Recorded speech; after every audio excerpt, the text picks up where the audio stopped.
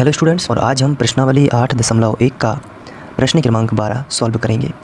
तो आइए सबसे पहले प्रश्न पढ़ लेते हैं। इसमें हमें दिया गया है ABCD एक समलंब चतुर्भुज है, यानी कि एक समलंब है जिसमें AB समांतर DC और AD बराबर BC है। देखिए आकृति 8.23। तो इस क्वेश्चन के साथ में हमें एक आकृति दी गई है, तो चलिए हम वो आकृति देख लेते हैं। ये देखिए, इसमें हमें ये देखिए ABCD एक समलंब चतुर्भुज दिया गया है। इसमें समलंब चतुर्भुज आप सभी जानते हैं, ऐसा चतुर्भुज जिसमें दो भुजाएं समांतर हों और दो भुजाएं असमांतर हों। आप देख सकते हैं AB और DC जो हैं ये दोनों समांतर हैं, ये हमें दिया गया है। तो बाकी की AD और BC ये समांतर नहीं है। अगर इन्हें आगे की ओर बढ़ाएं तो ये क्रॉस हो जाएंगी, और इन्हें कितना भी आगे की ओर बढ़ा दें, ये वाली और ये कभी भी क्रॉस नहीं होगी, क्योंकि ये एक दूसरे के समांतर हैं। तो AB और DC ये एक दूसरे के समांतर हैं, जबकि ये वाली भुजा AD और BC ये समांतर नहीं है। अगर इन्हें आगे की ओर बढ़ा दें तो ये क्रॉस हो जाएंगी। ये देखिए, चलिए तो इतना हमें दिया गया है। तो सबसे पहले हम यही लिख लेते हैं जो हमें दिया गया है।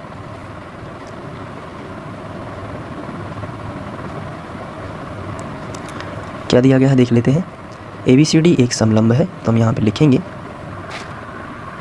ABCD एक समलंब है। इसमें हमें क्या दिया गया है, AB समांतर DC, तो यही हम लिख लेंगे। जो AB है वो समांतर किसके है, यहाँ पे देखिए AB समांतर है DC, और जो AD है ये बराबर दी गई किसके, इसके बराबर, BC के बराबर। तो लिखेंगे तथा AD बराबर है BC। भले ही समांतर नहीं है AD BC, लेकिन बराबर है। ठीक है, तो ये हो गया। इसके बाद हमें एक रचना करनी होगी, क्योंकि हमें ये इतनी सारी चीज़ें सिद्ध करनी है। ये वाला कोण A कोण B के बराबर, कोण C कोण D के बराबर, यानी A और B, यानी कि ये वाला जो कोण है ये इसके बराबर प्रूव करना है। इसके बाद ये वाला जो कोण है C, ये D के बराबर प्रूव करना है, ये सब चीज़ें। तो इसके लिए हम एक रचना करेंगे। देखिए यहाँ पे पहले से ही बना है आकृति में, तो ये एक असल में एक रचना है जो कि हमें संकेत के तौर पर दी गई थी। संकेत में ये लिखा है कि AB को बढ़ाइए और C से होकर DA के समांतर एक रेखाखंड खींचिए। तो AB को बढ़ाइए और AD के समांतर एक रेखाखंड है CE। तो यहाँ पर हम लिखेंगे रचना।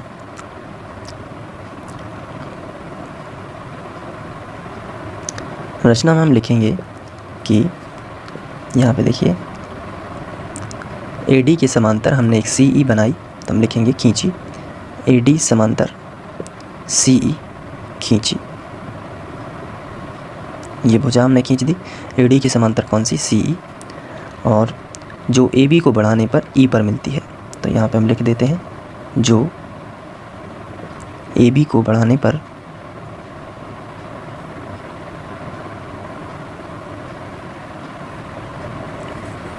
E पर मिलती है। ये देखिए, तो अब आप यहाँ पे देख सकते हैं कि ये देखिए CE जो है एक समांतर रेखा हमने खींची किसके, AD के समांतर। कौन सी खींची है, CE। जो हमने AB को बढ़ाया है तो वो E पर मिल रही है। तो जब AB समांतर है DC के, तो ये AE भी समांतर हो जाएगी DC के। तो ये हम आगे लिखेंगे।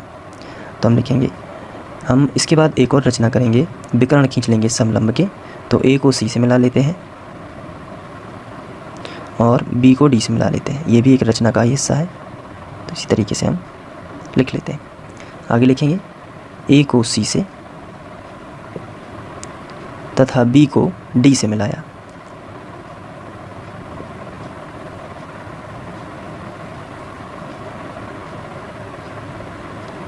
ये देखिए, तो ये हमने इतनी सारी रचना की है।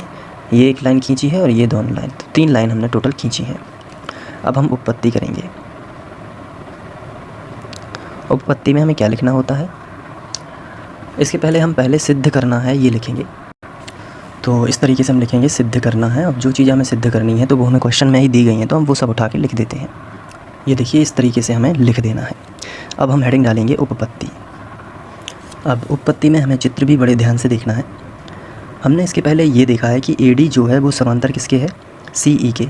जो DA है वो समांतर है CE के, या AD समांतर है EC के। तो हम यहाँ पे लिखेंगे कि जो AD है वो समांतर है किसके, EC के। ये हमें पता कैसे है, रचना से।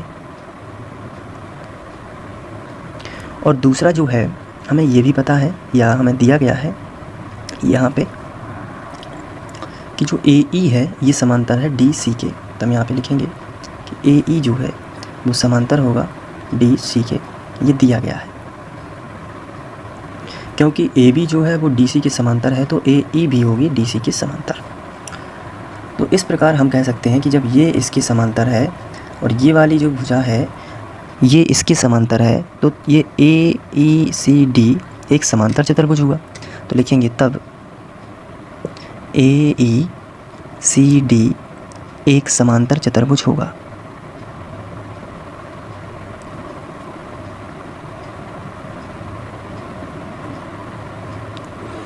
और समांतर चतुर्भुज की सम्मुख भुजाएं बराबर होती हैं। इसका मतलब ए डी जो है वो किसके समांतर बराबर होगी, ई सी के। तो हम लिखेंगे तब या इसलिए ए डी बराबर ई सी। और इसके लिए क्या होगा, बराबर भुजाएं हैं। समांतर चतुर्भुज की सम्मुख भुजाएं बराबर होती हैं और साथ में ए ई जो है वो किसके बराबर होगा, डी सी के। अब लिख सकते हैं समांतर चतुर्भुज की सम्मुख भुजाएं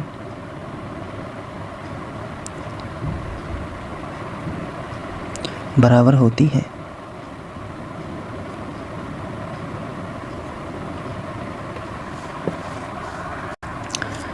तो इसके बाद हम लिखेंगे कि जब ए डी जो है ए डी के बराबर ई सी है ये वाला, तो हम लिखेंगे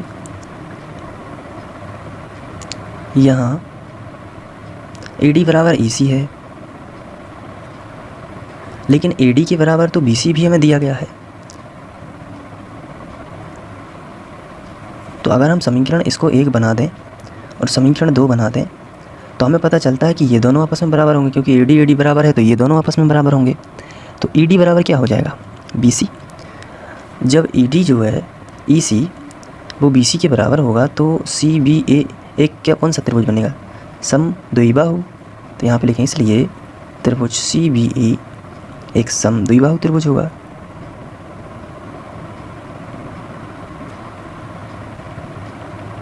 जब ये समद्विबाहु त्रिभुज होगा तो इसकी सम्मुख भुजाएं जो है ना इसके सामने के कोण बराबर कर देंगी। यानी इसके सामने ये कोण है और इसके सामने ये कोण है, तो ये दोनों कोण आपस में कैसे होंगे, बराबर। इसे हम कोण 1 नाम दे दें और यदि हम इसे कोण 2 नाम दे दें तो हम लिखेंगे तब कोण 1 बराबर हो जाएगा कोण 2 और लिखेंगे बराबर भुजाओं के सामने के कोण बराबर होते हैं।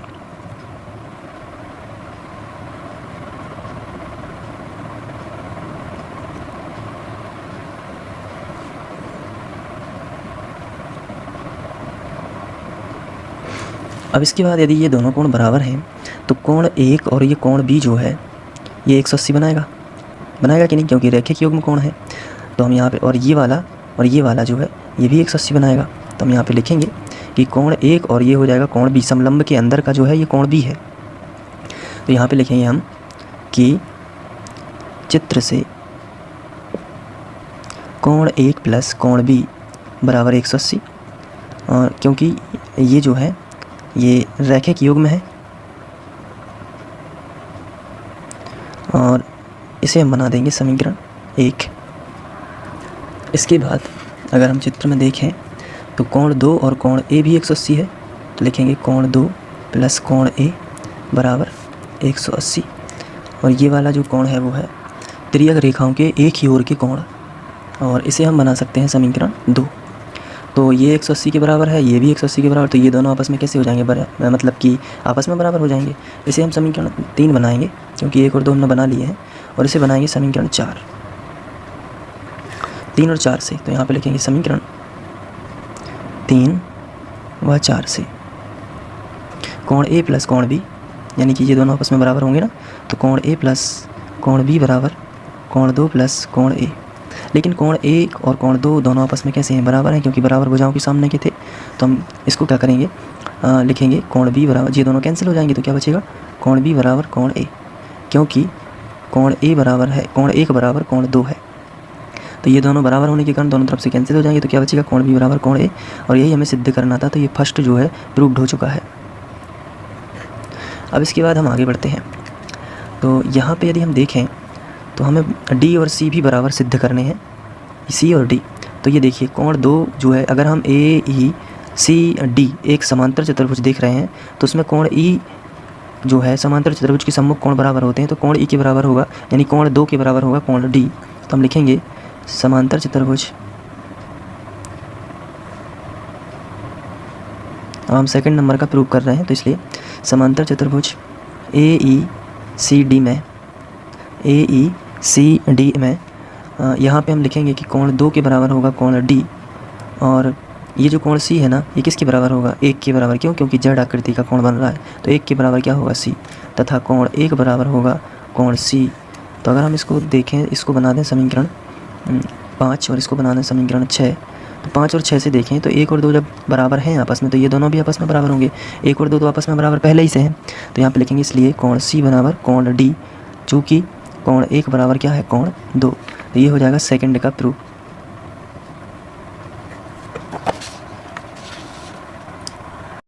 इसके बाद हम हेडिंग डालेंगे थर्ड का, जो हमें यहाँ पे प्रूव करना है।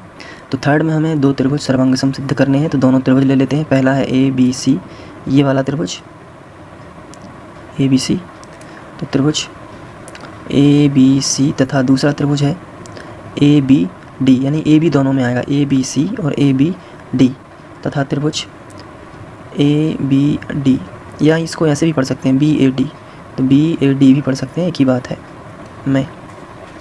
अब दोनों त्रिभुजों में क्या है, इसमें अगर हम दोनों चित्रों को अलग अलग समझें तो ये देखिए अलग अलग निकाल दिए हैं। यहाँ पे हम इसको सीधा रख दें, ये देखिए, तो ABD एक त्रिभुज ये है, दूसरा AB, ये भुजा दोनों में कॉमन है AB, और यहाँ पे है ABC। तो आप यहाँ पे देख लीजिए, अब AB बराबर AB दोनों में है ना। अगर हम ये वाला त्रिभुज पढ़ते हैं ना ABC, ये देखिए, अगर हम ये वाला त्रिभुज पढ़ते हैं ABC तो भी AB आती है, और अगर हम ये वाला त्रिभुज पढ़ते हैं ABD तो भी AB आती है। तो यहाँ पे लिखेंगे AB बराबर AB, उभयनिष्ठ भुजा। 3 समानताएं चाहिए हमें, पहली समानता मिल चुकी है, उभयनिष्ठ भुजा है। दूसरा क्या है? दूसरा कि ये दोनों भुजाएं बराबर दी गई हैं।